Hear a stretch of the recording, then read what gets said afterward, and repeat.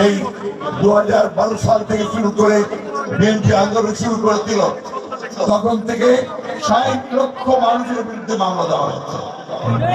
আমাদের আলেম ওলামাদের উপরে নির্যাতন করা হয়েছে, তাদেরকে ফাঁসি দেওয়া হয়েছে, কারাগারে ফাঁসি দেওয়া হয়েছে। আমাদের হাজার হাজার নেতাকর্মীকে জেলে দিতে হয়েছে, 20,000-এর মতো নেতাকর্মীকে হত্যা করা হয়েছে, প্রায় 700 উপরে নেতাকর্মীকে গুম করে দেওয়া হয়েছে। আজকে প্রায় 12-13 বছর হয়ে গেছে, এখন তাদের বই, তাদের বাচ্চারা এখনো অপেক্ষা করে থাকে কখন তাদের বাবা ফিরে আসে না। বন্ধুরা, এই একটা অবস্থা আমরা পার না।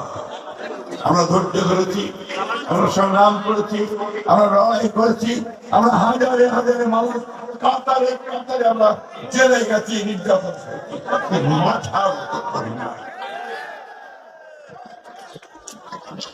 বন্ধুগণ।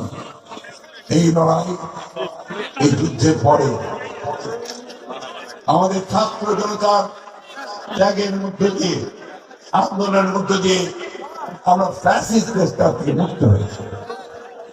আমি দীর্ঘ আলোচনা করতে চাই না।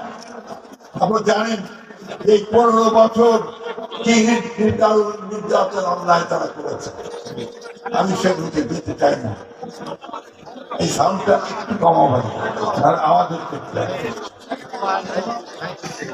এই নির্যাতনের পরে আমি সে কথা অনেক অনেক কথা শেষ পর্যন্ত জনতার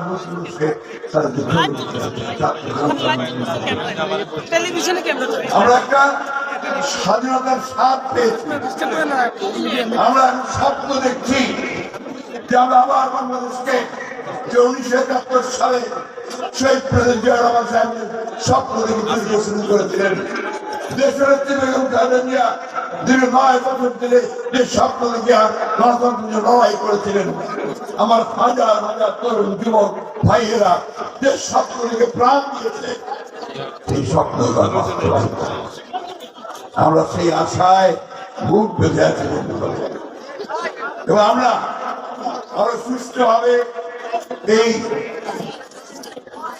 যে বিপ্লব, এই যে ছাত্র অভ্যুত্থান এবং মানুষের আশাকে রূপদান করার জন্য আমরা একটা কেয়ার টেকার গভর্নমেন্ট আমরা তৈরি করছি, সবাই মিলে ছাত্র জনতা মিলে। এবং আমরা একজনকে দায়িত্ব দিয়েছি প্রধান উপদেষ্টা, যিনি আমাদের কাছে সবার কাছে অত্যন্ত শ্রদ্ধেয় মানুষ, তিনি আমাদের কাছে প্রিয় মানুষ। তিনি প্রথম সেই ব্যক্তি, যে ব্যক্তি বাংলাদেশকে বিশ্ব দরবারে পরিচিত করেছে।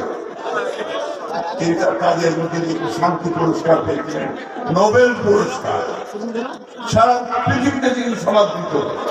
তাকে আমরা সেই দায়িত্ব দিয়েছি যে আপনি দয়া করে অতি অল্প সময়ের মধ্যে এই 15 বছর আওয়ামী লীগ যে জঞ্জাল সৃষ্টি করেছে, আওয়ামী লীগ যে